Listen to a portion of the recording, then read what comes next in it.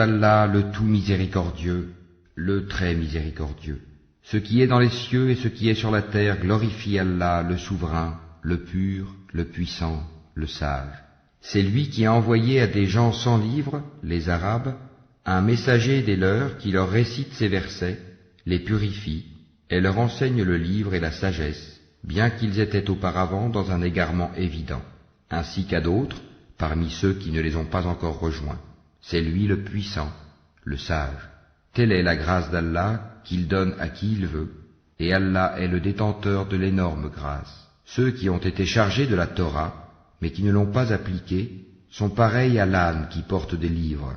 Quel mauvais exemple que celui de ceux qui traitent de mensonges les versets d'Allah, et Allah ne guide pas les gens injustes. Ô vous qui pratiquez le judaïsme, si vous prétendez être les bien-aimés d'Allah, à l'exclusion des autres, souhaitez donc la mort si vous êtes véridiques. Or, ils ne la souhaiteront jamais à cause de ceux que leurs mains ont préparés. Allah cependant connaît bien les injustes. La mort que vous fuyez va certes vous rencontrer.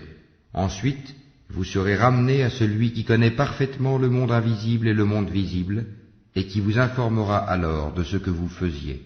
Ô vous qui avez cru, quand on appelle à la salate du jour du vendredi, accourez à l'invocation d'Allah, et laissez tout négoce, cela est bien meilleur pour vous, si vous saviez.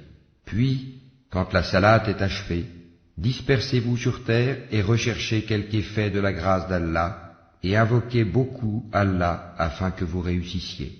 Quand ils entrevoient quelque commerce ou quelque divertissement, ils s'y dispersent et te laissent debout.